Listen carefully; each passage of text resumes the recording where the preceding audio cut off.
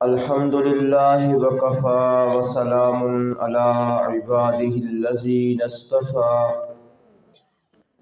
أما بعد فأعوذ بالله من الشيطان الرجيم بسم الله الرحمن الرحيم إليه يرد علم الساعة وما تخرج من ثمرات من أكمامها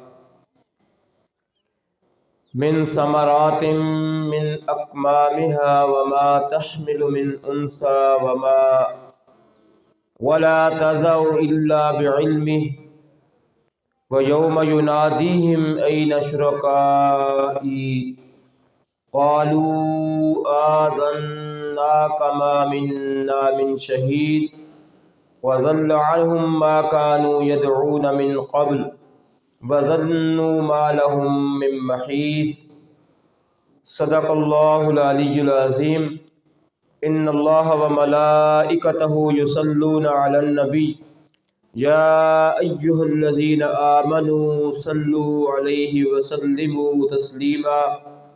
اللهم صل على محمد وعلى آل محمد كما صليت على إبراهيم وعلى آل إبراهيم إنك حميد مجيد اللهم بارك على محمد وعلى آل محمد كما باركت على إبراهيم وعلى آل إبراهيم إنك حميد مجيد رب اشرح لي صدري ويسر لي امری واحلل عقدۃ من لسانی یفقهوا قولی رب زدنی علما رب یسر ولا تعسر وتمم بالخیر وبک نستعین یا فتاح یا عزیز یا غفار یا رب العالمین یا حی یا قیوم برحمتک نستغیث۔ الحمدللہ آج 25 رمضان المبارک 25ویں سپارے کے درس میں ہم سورہ حامیم سجدہ کا آخری رکوع، سورہ شورا کے 5 رکوع، سورہ زخرف 7 رکوع، سورہ دخان 3 رکوع اور سورہ جاسیہ اس کے 4 رکوع، اس طرح ٹوٹل 20 رکوع پر یہ 25واں سپارہ مشتمل ہے۔ آج ہم اس کا درس جو ہے وہ سنیں گے انشاءاللہ۔ سب سے پہلے سورہ شورا ہے۔ سورہ شورا میں حامیم سجدہ کا جو بقیہ حصہ ہے، جو کہ 25ویں سپارے کا پہلا رکوع بنتا ہے، اس میں بنیادی طور پر اللہ تعالیٰ نے انسانوں کو اس قیامت کی یاد دلائی ہے کہ الیہ یرد علم الساعہ، اس قیامت کا جو علم ہے وہ اللہ کو موجود ہے، لیکن یہ ہے کہ قیامت آنے والی ہے اور لوگوں تم اتنے غافل ہوئے پڑے ہو کہ اللہ نے تو قیامت کا جو ہے وہ وعدہ تم سے کیا ہوا ہے، لیکن تم رب کے در کو چھوڑ کے اور دروں کے اوپر پڑے ہوئے ہو۔ اور وہ وقت یاد کرو جس دن اللہ وَيَوْمَ يُنَادِيهِمْ أَيْنَ شُرَكَائِي، جب اللہ پکارے گا کہ کدھر ہیں آج تمہارے شہید، کدھر ہیں آج تمہارے شریک جن کو تم اللہ کے بارے میں اللہ کے ساتھ شریک کیا کرتے تھے، تو کدھر ہیں آج وہ؟ وَضَلَّ عَنْهُمْ مَا كَانُوا يَدْعُونَ مِنْ قَبْلُ، اللہ فرماتے ہیں اس دن سارے کے سارے جن کو اللہ کو چھوڑ کے پکارا جاتا تھا وہ گم ہو جائیں گے، غائب ہو جائیں گے۔ وَظَنُّوا مَا لَهُم مِّن مَّحِيصٍ، اور اس وقت انسان کو پتہ چل جائے گا کہ آج اسے اللہ سے بچانے والا کوئی نہیں ہے۔ تو یہاں پہ اس طرح تذکرہ کیا گیا ہے کہ قیامت آنے والی ہے لیکن لوگ اپنے اعمال کی اصلاح نہیں کر رہے۔ پھر اللہ تعالیٰ نے یہاں پہ ہمیں یہ حکم دیا ہے کہ لوگوں باز آ جاؤ اور اللہ کی بات کو مان لو جس میں کوئی شک نہیں ہے قیامت آنے سے پہلے۔ کیوں؟ الا انہ بکل شیء محیط، اللہ جو ہے وہ ہر چیز کو اپنے علم کے ساتھ گھیرے ہوئے ہے۔ تم اگر برے اعمال کرو گے تو تم اللہ کی نظر میں ہو، تم اللہ سے بچ نہیں سکو گے۔ پھر سورہ شورا کا آغاز ہوتا ہے سورہ شورا کا معنی ہوتا ہے مشورہ کرنا۔ اس میں ایمان والوں کی کچھ چند صفتیں بیان کی گئی ہے کہ ایمان والوں کی کیا خوبیاں ہوتی ہیں۔ ان میں ایک خوبی یہ بیان کی گئی ہے کہ وہ آپس کے معاملات مشورے کے ساتھ کرتے ہیں۔ تو مشورہ کرنا اس میں خیر ہی خیر ہوتی ہے، بھلائی بھلائی ہوتی ہے۔ نبی پاک صلی اللہ علیہ وآلہ وسلم کی سنت مبارک ہے کہ جس وقت کوئی کام کرنے لگو تو مشورہ کر لیا کرو۔ اگر آپ کے پاس کوئی انسان نہیں ہے تو آپ کسی دیوار سے، جیسے بزرگ کہتے ہیں، مشورہ کر لیں، لیکن مشورے کرنے میں خیر ہے، بھلائی ہے۔ اس صورت کا نام بھی شورا یعنی مشورہ کرنے والی صورت ہے۔ اس کے آغاز میں آج ہماری جتنی صورتیں ہیں سب کے آغاز میں اللہ نے قرآن مجید کی شان اور عظمت کو بیان کیا ہے۔ یہاں بھی فرمایا کذالک یوحی الیک والی الذین من قبلک اللہ العزیز الحکیم، کہ اے میرے حبیب یہ جو قرآن پاک ہے نا، یہ عالمگیر کتاب ہے، پوری دنیا کے لیے کتاب ہے۔ اسی طرح ہم نے آپ کی طرف وحی کی ہے جس طرح آپ سے پہلے لوگوں کی طرف وحی کی ہے۔ یہ اللہ عزیز الحکیم کی طرف سے وحی کی گئی ہے۔ لہو ما فی السماوات و ما فی الارض، اور وہ اللہ جس کے قبضہ قدرت میں زمین و آسمان کی ہر چیز ہے۔ جیسے زمین و آسمان کی ہر چیز اللہ کے قدرت میں ہے، اسی طرح اس نے اس کتاب کو بھی پوری دنیا کے لیے، پورے جہانوں کے لیے جو ہے عالمگیر کتاب بنایا ہے۔ اس کے بعد اللہ تعالیٰ نے یہاں پہ نبی پاک صلی اللہ علیہ وآلہ وسلم کو مخاطب کرتے ہوئے فرمایا کہ اے میرے حبیب وَكَذَلِكَ أَوْحَيْنَا إِلَيْكَ قُرْآنًا عَرَبِيًّا لِتُنذِرَ مَنْ كَانَ، کہ اسی طرح ہم نے آپ کی طرف یہ قرآن مجید وحی کی ہے تاکہ لتنذر القرى، تاکہ آپ مکے والوں کو ڈرائیں، ومن حولہا، اور جو اس کے ارد گرد رہتے ہیں ان کو بھی قرآن پاک کے ذریعے سے ڈرائیں، وتنذر یوم الجمع لا ریب فیہ، اور ان کو اس اکٹھے کیے جانے والے دن، قیامت کے دن کے بارے میں ڈرائیں جس کے بارے میں کوئی شک نہیں ہے۔ اس دن ایسے ہوگا فریق فی الجنت و فریق فی السعیر، کچھ لوگ جنت میں چلے جائیں گے اور کچھ لوگ جہنم میں چلے جائیں گے۔ تو اس طریقے سے قرآن مجید کی دعوت اور قرآن مجید کا سارے انسانوں کے لیے ہونا اور قرآن مجید کے ذریعے سے لوگوں کو ڈرانا، اور نبی پاک صلی اللہ علیہ وآلہ وسلم کو حکم ہونا کہ اے میرے حبیب آپ اس قرآن پاک کو لے کے تو لوگوں کو اللہ کی طرف بلائیں اور ان کو جہنم کے عذاب سے ڈرائیں۔ پھر اللہ نے یہاں پہ اپنی توحید کے بہت سارے دلائل دیے ہیں، جس طرح کہ ہم روزانہ ذکر کرتے رہتے ہیں کہ اللہ بارشوں کو نازل کرتے ہیں، اسی طرح اللہ تعالیٰ نے تمہارے جوڑے بنائے ہیں، اور اسی طرح اللہ تعالیٰ جو ہے اس کے پاس زمین و آسمان کے خزانوں کی جو چابیاں ہیں اس کے پاس ہے، وہ جس کو جتنا چاہتا ہے رزق عطا کرتا ہے اور جس کو چاہتا ہے تھوڑا رزق دیتا ہے۔ شرع لکم من الدین ما وصی بہ نوحا والذی اوحینا الیک، فرمایا کہ ہم نے جیسے نوح علیہ السلام کو ہم نے شریعت عطا کی تھی، اسی طرح ہم نے آپ کو بھی اے نبی صلی اللہ علیہ وآلہ وسلم شریعت عطا کر دی ہے، اور آپ کو ایسے ہی وحی کی ہے جیسے ہم نے نوح علیہ السلام کو وحی کی تھی۔ وما وصینا بہ ابراہیم وموسیٰ وعیسیٰ ان اقیموا الدین ولا تتفرقوا فیہ، جہاں پہ ہمیں بہت باریک بینی کے ساتھ ایک بات سمجھائی گئی ہے کہ لوگوں تمہیں دنیا میں بھیجا گیا ہے دین کو قائم کرنے کے لیے، دین قائم کرنے کے لیے۔ دین صرف یہ نہیں، دین سننے کے لیے نہیں، دین سننے کے لیے نہیں، دین کو قائم کرنے کے لیے۔ اب قائم کرنا کیا ہوتا ہے؟ قائم کرنے کا مطلب یہ ہے کہ دین کی حاکمیت آ جائے، دین کی حکومت آ جائے، دین کا نظام آ جائے، دین کی بادشاہت آ جائے۔ تو اللہ فرماتے ہیں کہ یہ جو دین کی بادشاہت والا کام ہے یہ صرف تمہارے ذمہ نہیں ہے، بلکہ شرع لکم من الدین ما وصی بہ نوحا والذی اوحینا الیک، کہ ہم اسی شریعت کی، اسی دین کی بات پہلے نوح علیہ السلام سے بھی کر چکے ہیں، اسی شریعت کی بات جو ہے وہ موسیٰ علیہ السلام سے بھی کر چکے ہیں، ابراہیم علیہ السلام سے بھی کر چکے ہیں، عیسیٰ علیہ السلام سے بھی کر چکے ہیں۔ سب کو ایک ہی حکم دیا تھا، ان اقیم الدین، دین کو قائم کرو، دین کو قائم کرو۔ دین کو صرف جو ہے وہ اپنے گھر کی عبادات تک جو ہے وہ محدود نہ رکھو، بلکہ اس کو گھر کی چار دیواری سے، مسجد کی چار دیواری سے، مدرسے کی چار دیواری سے نکال کے اس کو حکمرانی تک لے کے جاؤ، اس کو آپ بازاروں تک لے کے جاؤ، اس کو معاشرے کے اندر لے کے جاؤ اور اسلامی نظام قائم کرو۔ اور اسلامی نظام قائم کرتے ہوئے فرمایا وَلَا تَتَفَرَّقُوا، پھر فرقے نہ بناؤ۔ تو اب یہاں پہ اللہ نے بڑی بہترین بات کی ہے کہ جب آپ اسلامی نظام کی بات کریں گے نا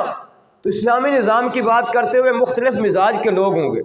مثال کے طور پہ اب ہمارے پاس پاکستان میں اگر اسلامی نظام کی بات کی جاتی ہے تو پوچھا جاتا ہے کون سا اسلام نافذ کریں گے، بریلویوں کا یا دیوبندیوں کا، اہل حدیثوں کا یا شیعہ کا، کون سا آپ اسلام لائیں گے؟ تو فرمایا کہ جب اسلام اور دین کو قائم کرنے کی بات ہو تو اختلافات کو چھوڑ دو اور بیسک چیزوں کے اوپر، بنیاد کے اوپر دین کو قائم کر دو. بنیاد تو سب کی ایک ہے، قرآن مجید ایک ہے، اسی طرح رسول سب کے ایک ہیں، نبی ایک ہیں، قرآن ایک ہے، اللہ ایک ہے، کعبہ ایک ہے، بیت اللہ ایک ہے. یہ بنیادی چیزیں ہیں، یہ سب ایک ہیں. اختلافات جو ہیں وہ جزیات کے اندر ہیں. فرمایا کہ جو بنیادی چیزیں ہیں ان کو بنیاد بنا کے آپ دین کو قائم کر دو. جب دین قائم ہو جائے گا تو اللہ کی برکتیں آ جائے گی. جب دین قائم ہو جائے گا انصاف کا نظام آ جائے گا. جب دین قائم ہو جائے گا تو حقوق و فرائض کا تعین ہوگا اور لوگوں کو حق ان کی دہلیز کے اوپر ملیں گے. جب دین قائم ہو جائے گا تو آٹا لینے کے لیے قطاروں میں نہیں لگنا پڑے گا، آٹا لینے کے لیے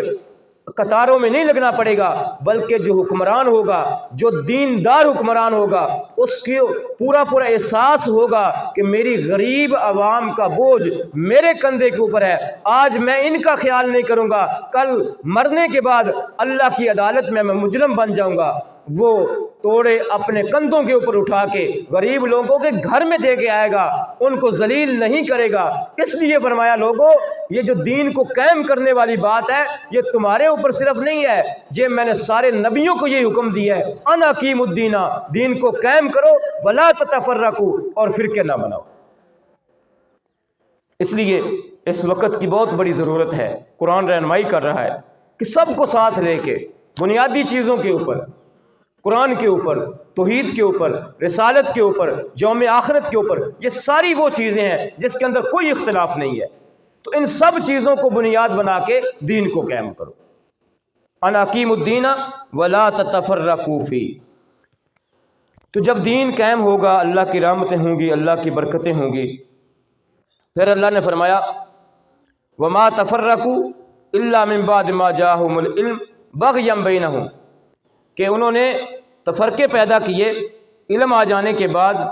وجہ کیا ہے؟ اب دیکھیں، ایک بندے کے پاس علم بھی ہے، ایک بندے کو اللہ نے علم سے بھی نوازا ہے اور اللہ نے یہ منع کیا کہ فرقے نہ بناؤ. پھر بھی بندہ فرقے بناتا ہے کہ میرا فلاں جماعت سے تعلق ہے، میرا فلاں جماعت سے تعلق ہے. تو یہاں پہ اللہ نے بات بتا دی کہ کیوں فرقہ بنتا ہے. جب اللہ فرماتے ہیں کہ علم بھی دے دیا ہے اور اللہ نے علم دیا ہے کہ ولا تتفرقوا، فرقہ نہ بناؤ، پھر بھی بندہ فرقے بناتا ہے. اس کی وجہ کیا ہے؟ فرمایا کہ علم آ جانے کے بعد جن لوگوں نے فرقے بنائے اس کی وجہ یہ ہے کہ بغیم بینہم، آپس کی سرکشی، اس وجہ سے فرقے بنائے. وَإِنَّ الَّذِينَ أُورِثُوا الْكِتَابَ مِن بَعْدِهِمْ، جن کو آپ سے پہلے کتاب دی گئی ہے، کتاب کا وارث بنایا گیا ہے، لفی شک منہ مریب، یہ لوگ تو ان کے بارے میں بھی شک میں ہیں. پھر نبی پاک صلی اللہ علیہ وآلہ وسلم کو فرمایا گیا اے میرے حبیب فَلِذَالِكَ فَدْعُ، آپ اللہ کی طرف دعوت دیتے رہیں، وَاسْتَقِمْ كَمَا أُمِرْتَ، جیسے میں نے آپ کو حکم دیا ہے آپ دین کے اوپر ثابت قدم رہیں. وَلَا تَتَّبِعْ أَهْوَاءَهُمْ، ان لوگوں کی خواہش کے پیچھے نہ چلیں. وَقُلْ، اور فرما دیجئے، آمنتُ بِمَا أَنزَلَ اللَّهُ مِن کتاب، میں تو اس کو مانتا ہوں جو اللہ نے میری طرف کتاب نازل کی ہے. وَأُمِرْتُ لِأَعْدِلَ بَيْنَكُمْ، اور مجھے اللہ نے حکم دی ہے کہ میں اس کتاب کے ساتھ عدل کروں. اللہ ربنا وربکم، اللہ میرا بھی رب ہے تمہارا بھی رب ہے. وَلَنَا أَعْمَالُنَا وَلَكُمْ أَعْمَالُكُمْ، ہم جو کریں گے وہ ہمارے لیے اعمال ہیں اور جو وہ کریں گے وہ اعمال ان کے لیے ہیں. لا حجت بیننا و بینکم، ہمارے اور ان کے درمیان کوئی دلیل نہیں ہے سوائے اس قرآن مجید کے. اللہ یجمع بیننا، اللہ سب کو مرنے کے بعد اکٹھا کرے گا. وإلیہ المصیر، اور اسی کی طرف سب نے جانا ہے. تو اس طریقے سے اللہ تعالیٰ نے نبی پاک صلی اللہ علیہ وآلہ وسلم کو فرمایا کہ میرے حبیب آپ اپنا کام کرتے رہیں. جیسے بندہ سمجھاتا ہے نا کہ آپ اپنا منہ دھیان کام کریں، چھوڑیں جو کوئی بات کرتا ہے کرتے رہے۔ اللہ ایسے اپنے حبیب کو سمجھا رہے ہیں کہ جو لوگ نہیں مانتے، جو لوگ ہٹ درمی کرتے ہیں، ان کو چھوڑ دیجئے، آپ بالکل یکسوئی کے ساتھ جو ہے وَاسْتَقِمْ كَمَا أُمِرْتَ، جیسے اللہ نے آپ کو حکم دیا ہے آپ ثابت قدمی کے ساتھ دین کی دعوت کا کام کرتے رہیں۔ اس کے بعد اللہ نے ہمیں سورہ شورا میں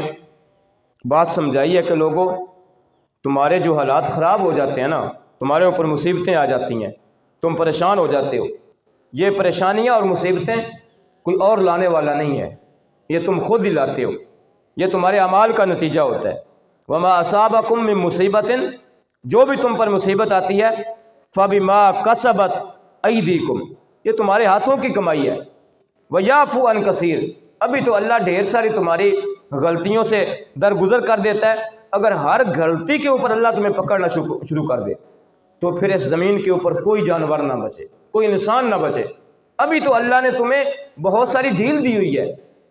لیکن جو بھی تمہارے اوپر مشکل حالات آتے ہیں، ان مشکل حالات کی وجہ تم خود ہو۔ آگے اللہ نے کچھ ایمان والوں کی خوبیاں بیان کی کہ ایمان والے وہ ہوتے ہیں والذین یجتنبون کبائر الاسم، جو کبیرہ گناہوں سے بچتے ہیں، وعلی ربہم یتوکلون، دوسری خوبی ایمان والوں کی یہ ہے کہ وہ اپنے رب کے پہ توکل کرتے ہیں۔ اور تیسری خوبی یہ ہے کہ والذین یجتنبون کبائر الاسم والفواحش، کہ وہ فحش کاموں سے، برے کاموں سے، بے حیائی کے کاموں سے بچتے ہیں۔ وَإِذَا مَا غَضِبُوا هُمْ يَغْفِرُونَ، جب ان کو غصہ آتا ہے تو معاف کر دیتے ہیں۔ معاف کرنا یہ ایمان والوں کی خوبی ہے۔ پھر فرمایا وَالَّذِينَ اسْتَجَابُوا لِرَبِّهِمْ وَأَقَامُوا الصَّلَاةَ، وہ لوگ ایمان والے ہیں جو رب کی بات کے اوپر لبیک کہتے ہیں، وَأَقَامُوا الصَّلَاةَ، نماز کو قائم کرتے ہیں، وَأَمْرُهُمْ شُورَىٰ بَيْنَهُمْ، اور ان کے آپس کے کام مشورے سے ہوتے ہیں۔ دیکھیں کتنی بہترین معاشرت سکھائی جا رہی ہے۔ جب مشورہ آپ کریں گے نا تو اس وقت کبھی آپ غلط نہیں کریں گے، مشورے کا یہ فائدہ ہوتا ہے۔ آپ نے کوئی بھی کام کرنا ہے، گھر کا کام کرنا ہے، دین کا کام کرنا ہے، کسی قسم کا کام کرنا ہے، جب تین بندے بیٹھیں گے تو ایک غلط کرنا بھی چاہے گا، دوسرا نہیں کرنے دے گا۔ اس لیے فرمایا کہ آپس کے سارے معاملات مشورے سے کیا کرو۔ اس لیے گھر کا جو سربراہ ہے اس کو چاہیے کہ گھر کا کوئی بھی معاملہ ہو، کوئی بھی معاملہ ہو، کسی طرح کا لین دین کا معاملہ ہو، کوئی برادری کا معاملہ ہو، کوئی گھر کے اندر تعمیر کرنی ہو، کوئی کھیتی باڑی کا معاملہ ہو، تو وہ اپنے جو سارا اس کا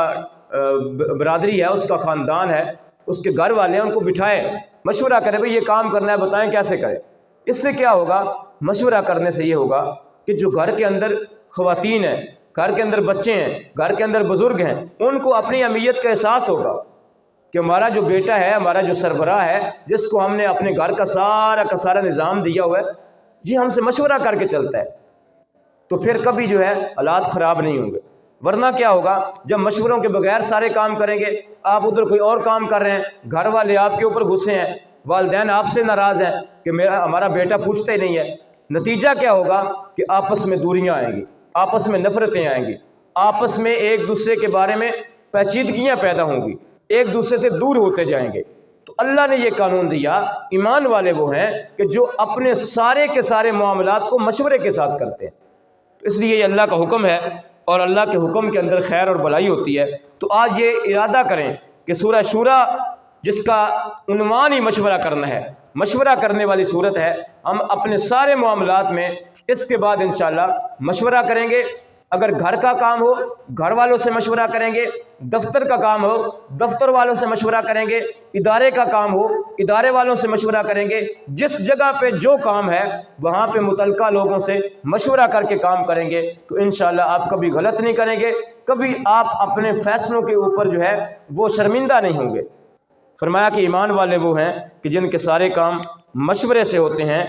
اور وَمِمَّا رَزَقْنَاهُمْ يُنْفِقُونَ، جو ہم ان کو رزق عطا کرتے ہیں اس سے وہ اللہ کے راہ میں بھی خرچ کرتے ہیں۔ وَالَّذِينَ إِذَا أَصَابَهُمُ الْبَغْيُ هُمْ يَنْتَصِرُونَ، ایمان والے وہ ہیں جب ان کے ساتھ زیادتی کی جاتی ہے پھر وہ بدلہ بھی لیتے ہیں۔ صرف یہ نہیں کہ ایمان والے وہ ہوتے ہیں جو ہاتھ باندھ کے جو ہے وہ کھڑے رہتے ہیں، نہیں، جب ان کے ساتھ زیادتی کی جائے تو وہ بدلہ بھی لے لیتے ہیں۔ وَجَزَاءُ سَيِّئَةٍ سَيِّئَةٌ مِثْلُهَا، اور بدلہ کیسے لیتے ہیں؟ جیسا کوئی ان کے ساتھ کرتا ہے اسی کے برابر، اس سے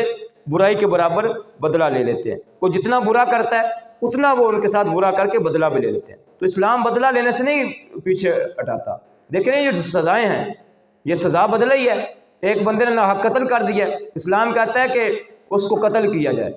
اسلامی حکومت اس کو قتل کرے، سر عام پھانسی دے، تو یہ کیا ہے؟ یہ بدلہ ہے۔ کوئی چوری کرتا ہے اس کا ہاتھ کاٹ دیا جائے، یہ کیا ہے؟ بدلہ ہے۔ ایک طرف بدلہ ہے اور دوسری طرف باقی لوگوں کی اصلاح ہے۔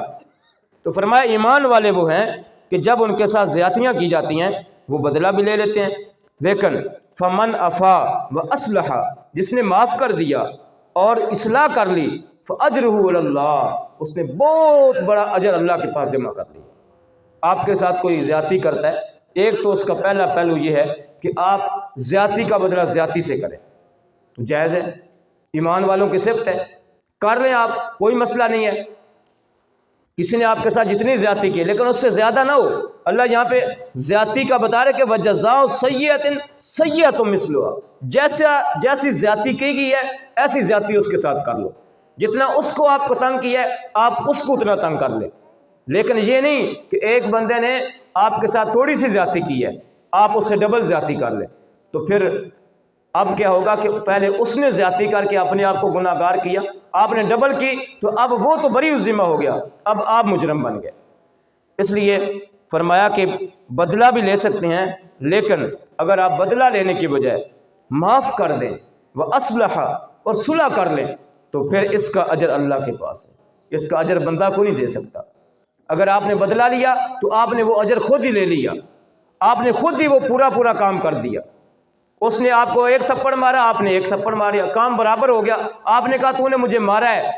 میں تجھے نہیں ماروں گا، میں معاملہ اللہ پہ چھوڑتا ہوں، کوئی بات نہیں، آپ چھوٹے تھے یا بڑے تھے، میں نے آپ کو معاف کر دیا۔ تو جو آپ نے معاف کیا نا، اس نے ایک تھپڑ آپ کو مارا ہوا تھا، وہ تھپڑ اللہ کے پاس آپ کا جمع ہو گیا ہے اور اللہ کے اوپر ضروری ہو گیا، فاجرہ علی اللہ، اللہ آپ کو اس کا اجر دے گا۔ اس لیے ایمان والوں کی یہ خوبی ہے کہ وہ معاف بھی کرتے ہیں اور اپنے معاملات اللہ کے سپرد کر دیتے ہیں۔ انہ لا یحب الظالمین، اللہ ظالموں کو پسند نہیں کرتا۔ اس طرح ایمان والوں کی یہاں پہ خوبیاں بیان کی گئی ہیں۔ آگے سورہ زخرف شروع ہوتی ہے۔ سورہ زخرف میں بنیادی جو اس کا عنوان ہے قرآن پاک کی طرف دعوت دینا ہے، اور آج کی ساری صورتوں میں جیسے میں بتا چکا ہوں کہ قرآن پاک کی طرف لوگوں کو دعوت دی گئی ہے۔ یہاں بھی فرمایا گیا حامیم والکتاب المبین انا جعلناہ قرآنا عربیا لعلکم تعقلون وانہ فی ام الکتاب لدینا لعلی حکیم۔ اس طریقے سے قرآن پاک کی طرف جو ہے وہ لوگوں کو دعوت دی گئی ہے مختلف طریقوں کے ساتھ۔ پھر اللہ نے اپنی توحید کے بہت سارے یہاں پہ دلائل دیے ہیں کہ بارش میں نے برسائی، اس کی طرف دیکھو۔ پھر اللہ فرماتے ہیں تمہارے جوڑے بنائے ہیں، اس کی طرف دیکھو۔ پھر میں نے تمہارے لیے کشتیاں بنائی ہیں، ان کی طرف دیکھو۔ پھر میں نے تمہارے لیے جانور بنائے ہیں جس کے اوپر تم سواری کرتے ہو۔ اتنا بڑا خچر اور گھوڑی ہوتی ہے، اتنا بڑا اونٹ ہوتا ہے، اس کے اوپر والانعام ما ترکبون، تم سواری کر لیتے ہو۔ اس میں تمہارے لیے جو ہے وہ نشانیاں ہیں کہ میں نے تمہاری سواری کے لیے جانور بنائے ہیں، جہاز بنا دیے تمہاری سواری کے لیے، اس میں بھی تمہارے لیے نشانی ہے۔ یہ سارے کام کرنے والا میں ہوں، لیکن اللہ فرماتے ہیں شکوہ یہ ہے وَجَعَلُوا لَهُ مِنْ عِبَادِهِ جُزْءًا کہ مشرکین نے اس میں ان کاموں میں وَجَعَلُوا لَهُ مِنْ عِبَادِهِ جُزْءًا اس میں سے بندوں کے بھی جز بنا دیے کہ اس میں کوئی بندوں میں سے کرنے والا ہے۔ اللہ سمجھانا یہ چاہتے ہیں کہ جتنی میں نے تمہیں باتیں بتائی ہیں یہ سارے کام میں کرنے والا ہوں، اس میں کسی بندے کا اختیار نہیں ہے۔ ان الانسان لکفور مبین، تو انسان تو ہے ہی انکار کرنے والا واضح طور پہ۔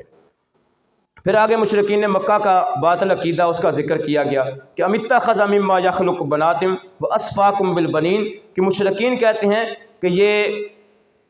فرشتے جو ہے یہ اللہ کی بیٹیاں ہیں اور اپنے لیے بیٹے پسند کرتے ہیں۔ اللہ کے لیے کہتے ہیں کہ اللہ نے بیٹیاں بنائی ہیں فرشتوں کو اور خود اپنے لیے بیٹے پسند کرتے ہیں۔ فرمایا کہ ان کی حالت یہ ہے کہ جو بیٹیاں اللہ کے لیے یہ کہہ رہے ہیں وَإِذَا بُشِّرَ أَحَدُهُم بِمَا ضَرَبَ لِلرَّحْمَٰنِ مَثَلًا، اللہ کے لیے جس کی مثال دے رہے ہیں، جب ان میں سے کسی کو بیٹی کی خوشخبری دی جاتی ہے ظَلَّ وَجْهُهُ مُسْوَدًّا وَهُوَ كَظِيمٌ، تو ان کا چہرہ جو ہے وہ سیاہ ہو جاتا ہے اور وہ غصے سے بھر جاتے ہیں۔ نبی پاک صلی اللہ علیہ وآلہ وسلم کی آمد سے پہلے مکے کے کیا حالات تھے آپ پڑھتے سنتے رہتے ہیں۔ بچیوں کو زندہ درگور کیا جاتا تھا، کسی کے گھر میں بیٹی پیدا ہوتی تھی تو قرآن کہہ رہا ہے کہ وہ اپنا منہ چھپائے پھرتا تھا، توہین سمجھتا تھا بیٹی پیدا ہو گئی ہے، حالانکہ اس کو یہ نہیں پتا وہ بھی ایک عورت کا بچہ ہے۔ لیکن جہالت کی وجہ سے یہ تھا کہ مشرکین مکہ بیٹیوں کو پسند نہیں کرتے تھے، بیٹیوں کو آر سمجھتے تھے۔ جس کے گھر میں بیٹی ہوتی تھی وہ لوگوں سے منہ چھپاتا پھرتا تھا، لیکن اللہ کے لیے کہتے تھے کہ فرشتے اللہ کی بیٹیاں ہیں۔ تو یہاں پہ اللہ نے ان کے اس برے عقیدے کا رد کیا اور فرمایا کہ اللہ کی کوئی اولاد نہیں ہے، اللہ اولاد سے پاک ہے، بیٹوں سے بھی پاک ہے اور بیٹیوں سے بھی پاک ہے۔ آگے اللہ تعالیٰ نے ابراہیم علیہ السلام کا اور ان کی قوم کا تذکرہ کیا ہے کہ وَإِذْ قَالَ إِبْرَاهِيمُ لِأَبِيهِ وَقَوْمِهِ إِنَّنِي بَرَاءٌ مِّمَّا تَعْبُدُونَ کہ ابراہیم علیہ السلام نے اپنے باپ سے اور اپنی قوم سے کہا بے شک میں بری و ذمہ ہوں ان سے جن کی تم عبادت کرتے ہو، إِلَّا الَّذِي فَطَرَنِي میں تو اس کی عبادت کرتا ہوں جس رب نے مجھے پیدا کیا ہے، فَإِنَّهُ سَيَهْدِينِ اور وہی مجھے راہ دکھاتا ہے۔ ابراہیم علیہ السلام کی یہاں پہ دعوت کا ذکر ہے، اور پھر مشرکین مکہ اور کفار مکہ کا نبی پاک صلی اللہ علیہ وسلم پہ اعتراض کرنا۔ وہ کہتے تھے کہ اگر اللہ نے نبی بنانا تھا تو پھر کسی بڑے چودھری کو نبی بنایا جاتا۔ وَلَمَّا جَاءَهُمُ الْحَقُّ قَالُوا هَذَا سِحْرٌ وَإِنَّا بِهِ كَافِرُونَ کہ جب ان کے سامنے حق آ گیا تو انہوں نے کہا یہ تو جادو والی باتیں ہیں، ہم تو اس کا انکار کرتے ہیں۔ وَقَالُوا لَوْلَا نُزِّلَ هَذَا الْقُرْآنُ عَلَى رَجُلٍ مِّنَ الْقَرْيَتَيْنِ عَظِيمٍ وہ کہتے ہیں کہ یہ قرآن مکہ اور مدینہ کی یہ دونوں بستیاں ہیں، ان دونوں شہروں کے کسی وڈیرے کے اوپر نازل کیوں نہیں ہوا۔ اَهُمْ يَقْسِمُونَ رَحْمَتَ رَبِّكَ اللہ فرماتے ہیں کیا وہ قسمتیں تقسیم کرنے کی اختیار ان کے پاس ہے۔ نَحْنُ قَسَمْنَا بَيْنَهُمْ مَعِيشَتَهُمْ فِي الْحَيَاةِ الدُّنْيَا وَرَفَعْنَا بَعْضَهُمْ فَوْقَ بَعْضٍ اللہ فرماتے ہیں قسمتیں تقسیم کرنے والے ہم ہیں اور ہم نے ان میں بعض کو بعض پر فضیلت عطا کی ہے۔ تو میں نے اپنے حبیب صلی اللہ علیہ وآلہ وسلم کو نبوت، رسالت اور کتاب کے لیے منتخب کر لیا ہے، اس لیے یہ جو بھی باتیں کرتے رہیں یہ ساری باتیں ان کی جھوٹ کے اوپر مبنی ہیں۔ اللہ اپنی کتاب دینے کے لیے کسی وڈیرے کا انتخاب نہیں کرتا، بلکہ اللہ جس کو چاہتا ہے کتاب اور حکمت عطا کر دیتا ہے۔ اگلے رکوع میں بڑی بنیادی بات اللہ نے سمجھائی ہے کہ جو اللہ کے ذکر سے قرآن مجید سے منہ موڑ لیتا ہے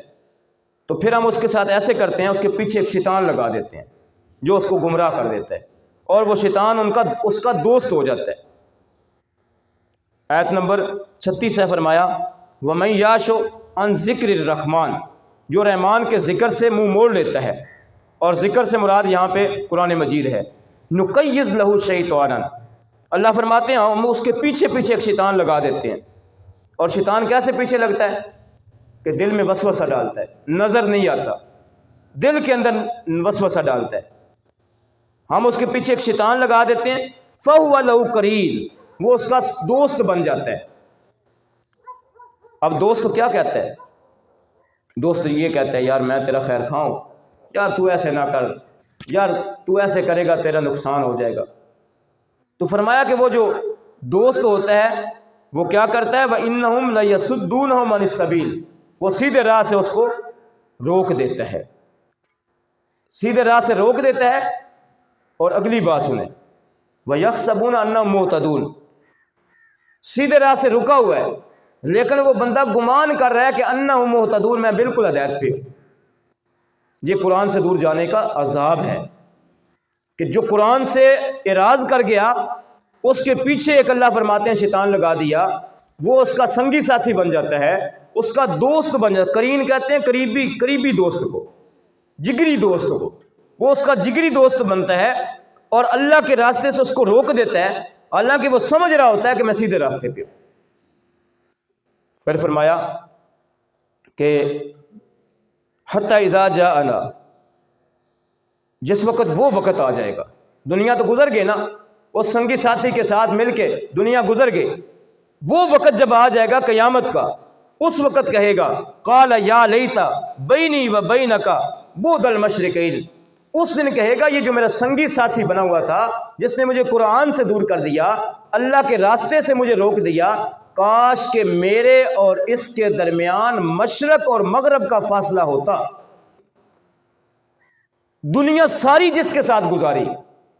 دنیا کی پوری زندگی جس کی بات مان کے چلتا رہا بندہ، اس شیطان کی، قیامت والے دن کہے گا کاش کہ میرے اور اس کے درمیان مشرق اور مغرب کا فاصلہ ہو جاتا۔ فبعد القرین، مشرق اور مغرب کا فاصلہ ہو جاتا۔ فبئس القرین، کتنا برا یہ گھٹیا دوست تھا میرا کہ جس نے مجھے ہدایت کے راستے سے روک دیا۔ لیکن اللہ فرماتے ہیں وَلَن يَنفَعَكُمُ الْيَوْمَ، آج کوئی فائدہ نہیں دے گا، آج پچھتانا کوئی فائدہ نہیں دے گا، وقت گزر گیا۔ اب پچھتائے کیا بچے گا جب چڑیاں چگ گئی کھیت، اب تو چڑیاں کھیت چگ گئی ہیں، آج پچھتانے کا کوئی فائدہ نہیں ہے، آج وہ عمل کرنے کا وقت گزر چکا،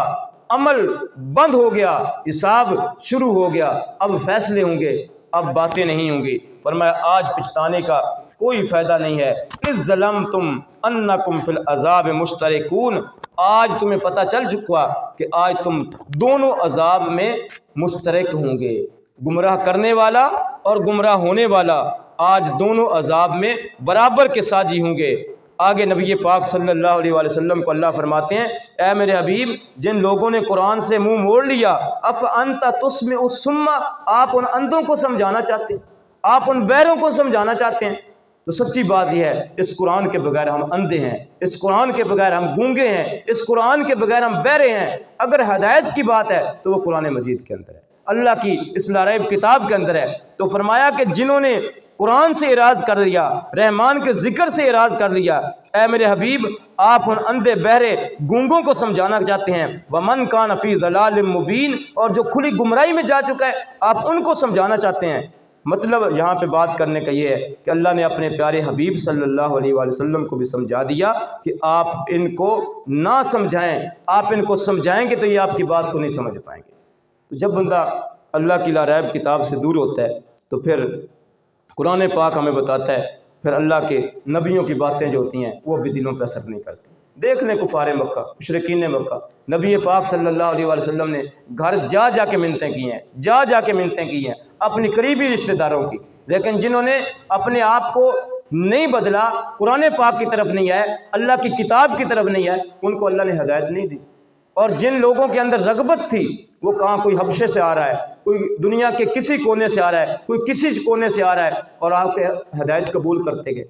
لیکن وہ چند بدبخت لوگ کہ جو مکے کے اندر موجود تھے، برادری کے لوگ تھے، لیکن جب ہٹ درمی کے اوپر آئے ہیں، اللہ کے رحمان کے ذکر سے دور ہوئے ہیں تو اللہ نے ہدایت ان کا مقدر نہیں بنایا۔ تو یہ اللہ اس لیے باتیں ہمیں بتاتے ہیں کہ ہم اپنی فکر کریں اور اللہ کے کلام کو سمجھیں اور اس کے مطابق جو ہے ہم اپنی زندگیاں بنائیں۔ اس کے بعد اللہ نے موسیٰ علیہ السلام اور فرعون ان کا واقعہ بیان کیا ہے۔ مقصد یہاں پہ بھی یہ ہے کہ دیکھیں جس طرح موسیٰ علیہ السلام تھے اور فرعون تھا، اور فرعون نے تکبر کے انداز میں کہا، ونادا فرعون نے اعلان کر کے کہا، فی قوم ہی، اپنی قوم میں۔ فرعون کھڑا ہوا اپنی قوم کے سامنے، کہتا ہے قال یا قوم،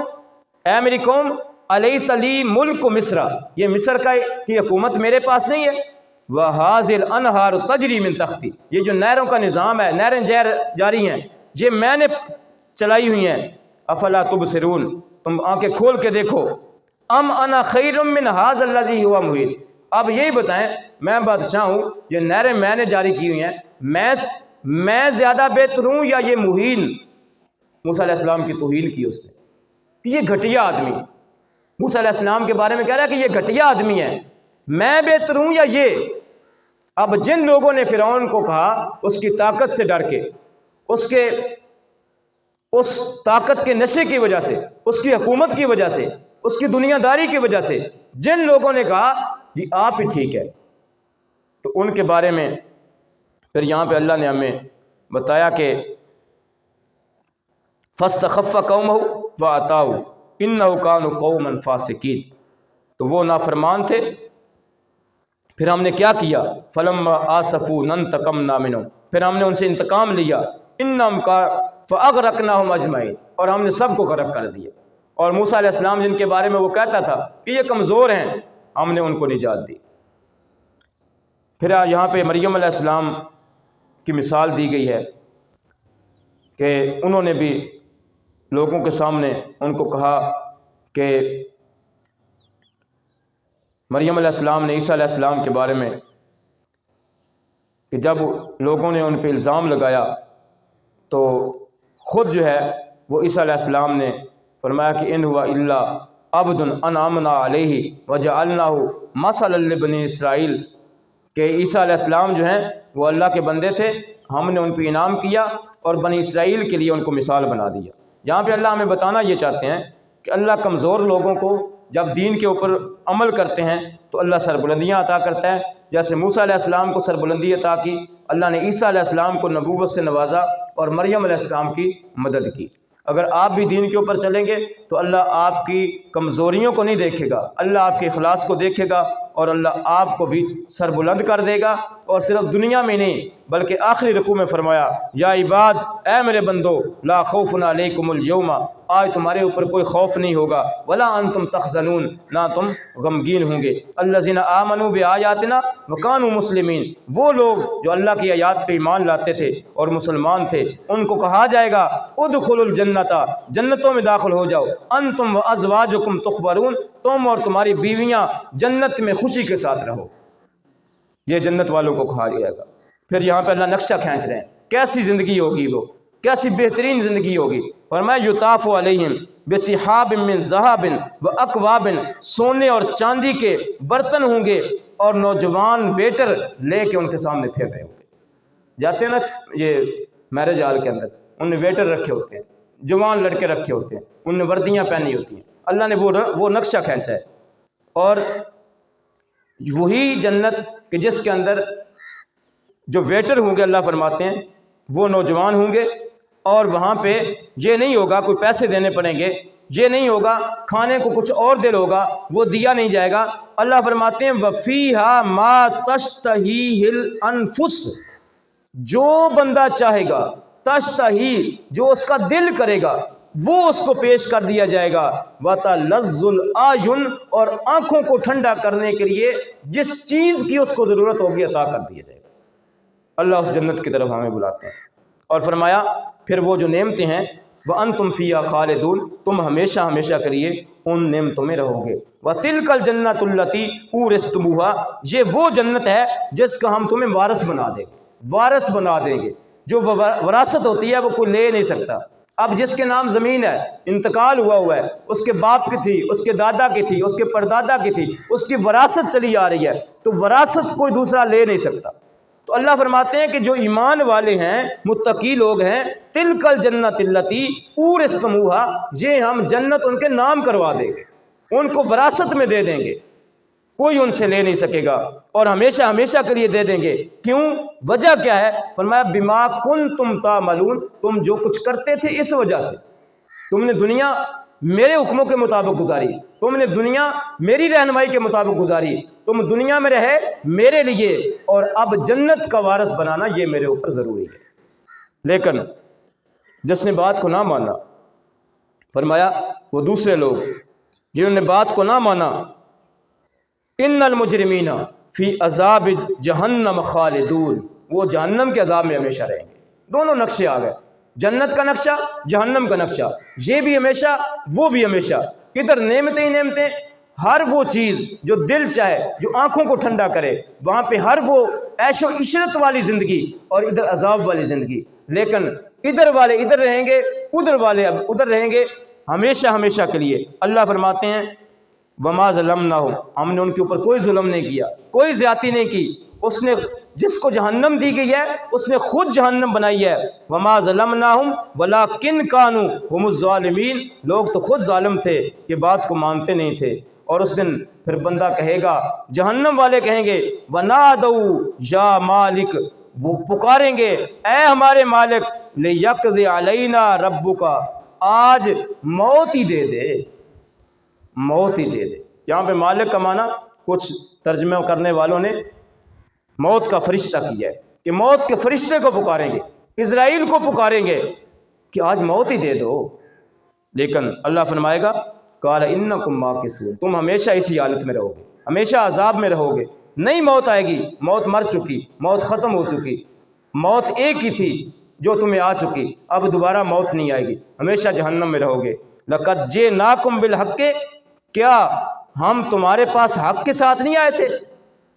تمہارے پاس حق موجود نہیں تھا 30 پاروں کی شکل میں، لیکن کیا ہوا؟ وَلَٰكِنَّ أَكْثَرَكُمْ لِلْحَقِّ كَارِهُونَ، تم میں سے اکثر لوگوں کو حق ناگوار گزرتا تھا۔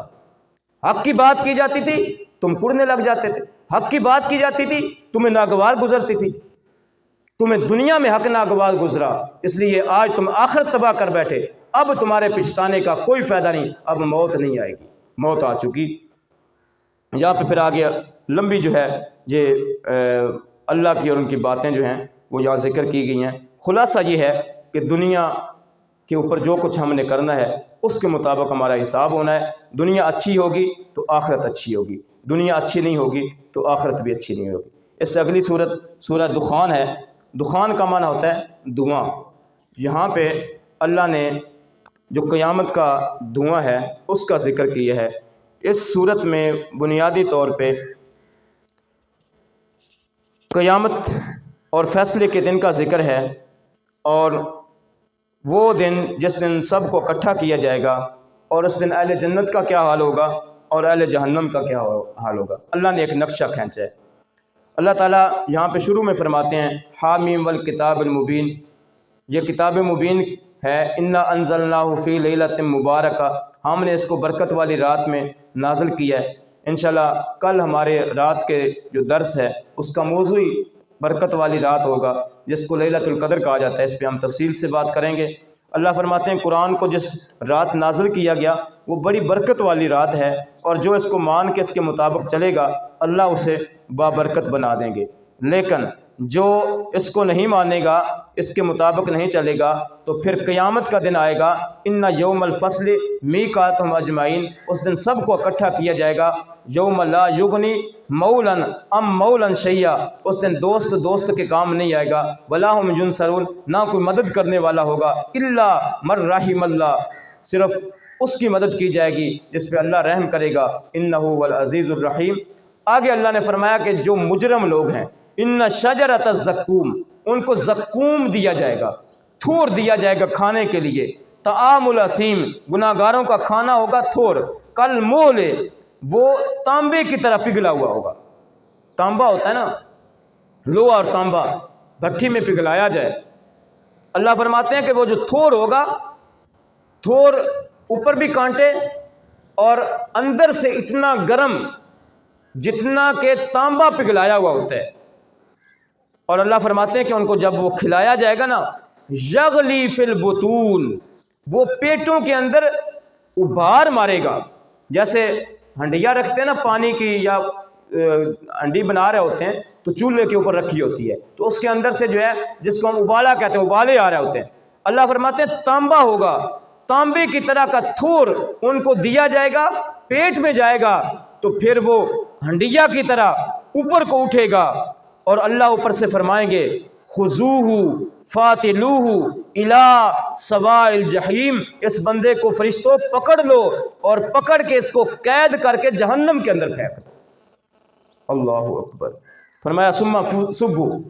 پھر اس کو پکڑ لیا جائے گا، جکڑ لیا جائے گا۔ اب دیکھیں جب بندے کو تکلیف ہوتی ہے نا، بندے کو کوئی دکھ ہوتا ہے، درد ہوتا ہے، تو بندہ اپنے ہاتھ پاؤں مارتا ہے، ہاتھ پاؤں مارنے سے اس کو کچھ عافیت ہو جاتی ہے۔ جہاں پہ اللہ نقشہ ایسا کھینچ رہے ہیں کہ کھانے پینے کے لیے تھور دیا جائے گا اور جکڑ دیا جائے گا، بندہ اپنی اس تکلیف کو دور کرنے کے لیے ہل بھی نہیں سکے گا، اور اوپر سے فرشتوں کو کہا جائے گا ثم صبوا فوق راسہ، اس کے سر کے اوپر من عذاب الحمیم، گرم پانی پھینک کے عذاب دیا جائے گا، اور اللہ کیا فرمائے گا ذق ذق ذق، قرآن کہہ رہا ہے ذق، اب ذائقہ چکھ اس تھور کا، اب ذائقہ چکھ اس عذاب کا، اب ذائقہ چکھ اللہ کی نافرمانی کا، انک انتل عزیز الکریم، تو دنیا کے اندر بڑا بنا پھرتا تھا، تو دنیا کے اندر بڑی شے بنا پھرتا تھا، آج عذاب کا مزہ چکھ، ان ھذا ما کنتم بھی تمترون، یہ وہ وعدہ آ چکا ہے جس کے بارے میں تجھے شک تھا، اے جان مٹھا اگلا کس ڈٹھا، دنیا کی زندگی ہے، پتہ نہیں مرنا ہے کہ نہیں مرنا، مر گیا تو اللہ معاف کر دے گا، تمہیں شک تھا، آج اس عذاب کا مزہ چکھ اور دیکھ، ان المتقین فی مقام امین، میرے جو متقی بندے ہیں کیسے امن والے گھر میں بیٹھے ہوئے، اس کو اللہ فرمائیں گے تو عذاب کا مزہ چکھ اور دیکھ متقین کیسے مقام امن میں موجود ہیں، فی جنات و عیون، جنتوں میں ہیں، چشموں کے پاس بیٹھے ہوئے ہیں، یلبسون من سندس و استبرق متقابلین، میں نے جو ان کو لباس عطا کیے ہیں وہ سندس کے ہیں، وہ استبرق کے ہیں، سندس اور استبرق یہ بہترین ریشم کے دو نام ہیں۔ اللہ فرمائیں گے دیکھو وہ متقین مقام امن کے اندر ہیں، کوئی دکھ کوئی پریشانی نہیں ہے، اور ان کو میں نے جو لباس عطا کیے ہیں، میں نے دنیا پہ ریشم حرام کیا، ریشم سے بچ کے انہوں نے ریشم کو نہیں استعمال کیا، تم نے ریشم کو استعمال کیا، آج تمہیں عذاب دیا جا رہا ہے، انہوں نے ریشم کو نہیں استعمال کیا، میرے حکم کی تابع داری کرتے ہوئے آج میں نے ان کو ریشم کے جوڑے پہنا دیے۔ اور پھر اللہ فرمائے گا صرف اتنی بات نہیں ہے، یدعون فیہا بکل فاکہۃ آمنین، جو وہ فروٹ چاہتے ہیں اسی وقت ان کو پیش کیا جا رہا ہے، جو فروٹ ان کا دل ہے۔ آج دیکھیں نا رمضان کے مہینے میں اگر پھل لینا ہو تو نہیں لے سکتا ہر بندہ، جتنا مہنگا ہے، اب 500 روپے درجن کیلا کون لے اتنی مہنگائی کے اندر، لیکن اللہ فرماتے ہیں کہ جنت کے اندر جو جس کا دل کرے گا فروٹ اس کو پیش کر دیا جائے گا۔ پھر فرمایا یہ تو ہوگی ان کی کھانے پینے کی زندگی، کذالک وزوجناہم بحور عین، پھر اس طرح ہم ان کو ازدواجی زندگی کی شکل میں موٹی آنکھوں والی حوریں عطا فرمائیں گے، اور جو نیک خواتین ہوں گی، نیک عورتیں ہوں گی، اللہ ان نیک عورتوں کو ان حوروں کا سردار بنا دے گا، وہ جنت کی حوریں ان کی لونڈیاں بنے گی، ان کی نوکرانیاں بنے گی، جو خاتون نیک ہوگی، جو عورت نیک ہوگی، اللہ اس کو ان کا سردار بنا دے گا۔ اور پھر فرمایا یدعون فیہا بکل فاکہۃ آمنین لا یذوقون فیہا الموت، ان کو موت نہیں آئے گی وہاں پہ، الا الموتۃ الاولی، ایک ہی موت تھی جو پہلے آ چکی، ووقاہم عذاب الجحیم، اور ان کو عذاب جہیم سے بچا لیا گیا۔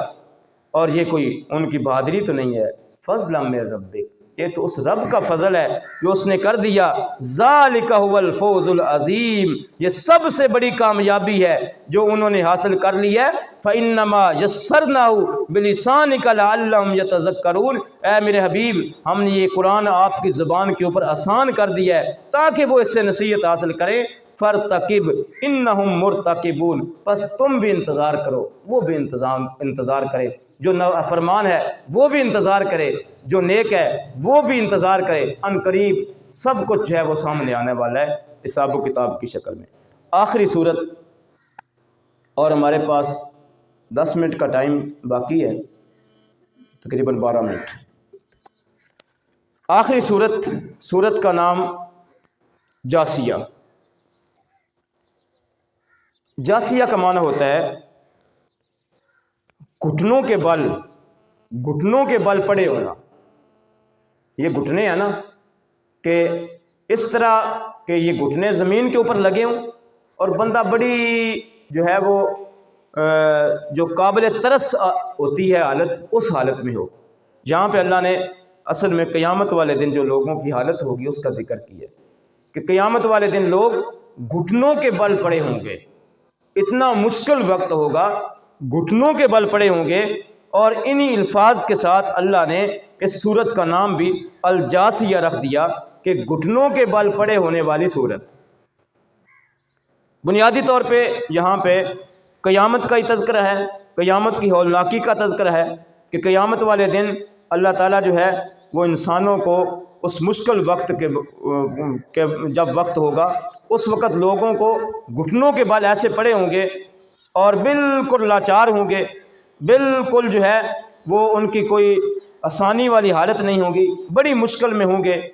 سب سے پہلے تو اللہ نے اس صورت کے اندر اپنی توحید کے دلائل دیے ہیں، اور کائنات کے اندر جو چیزیں ہمیں نظر آتی ہیں ان کا ذکر کیا ہے۔ پہلے زمین کا ذکر کیا کہ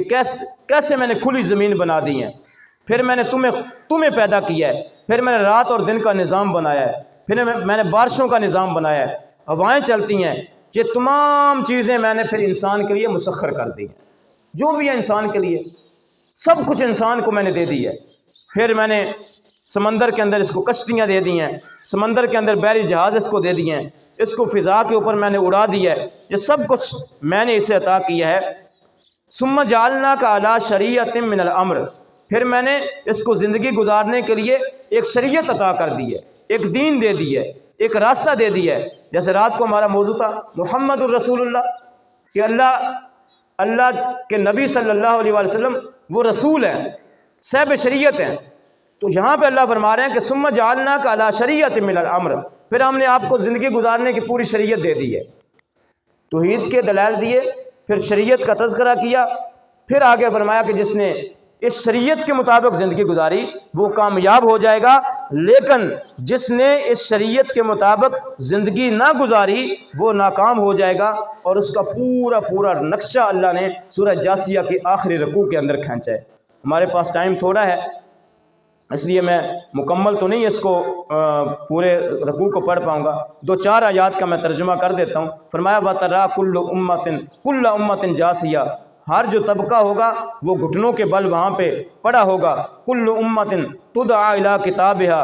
ہر گروہ کو اس کے نامہ اعمال کے مطابق بلایا جائے گا اور کہا جائے گا الیوم تجزون ما کنتم تعملون، آج تمہیں دنیا میں جو تم کرتے تھے اس کا پورا بدلہ دیا جائے گا۔ ھذا کتابنا ینطق علیکم بالحق، یہ تمہارے نامہ اعمال ہیں، آج تمہارے بارے میں سچ بول کے یہ بتائیں گے انا کننا نستنسخ ما کنتم تعملون، ہم نے جو کچھ تم نے کیا ہے اس کو صحیح ناپ تول کے اس کے اندر رکھا ہوا ہے۔ فاما الذین آمنوا وعملوا الصالحات، بات یہ ہے کہ جو لوگ ایمان والے ہوں گے، نیک عمل کرنے والے ہوں گے، فیدخلہم ربہم فی رحمتہ، ان کو تو رب اپنی رحمت کے اندر داخل کر دے گا۔ ذالک هو الفوز المبین، اور یہ بہت بڑی کامیابی ہے۔ واما الذین کفروا، رہے وہ لوگ جو کافر ہیں، افلم تکن آیاتی تتلی علیکم، اللہ ان سے پوچھے گا کیا میری آیتیں آئی نہیں تھیں، تم کے اوپر پڑھ کے سنائی جاتی تھیں، فاستکبرتم، لیکن تم تکبر کرتے تھے، قرآن کو نہیں مانتے تھے، وکنتم قوما مجرمین، اور تم تو مجرم قوم ہو۔ پھر اللہ نے جہاں پہ آگے ان کا تذکرہ کیا ہے کہ کیسے اللہ ان کو جہنم رسید کرے گا۔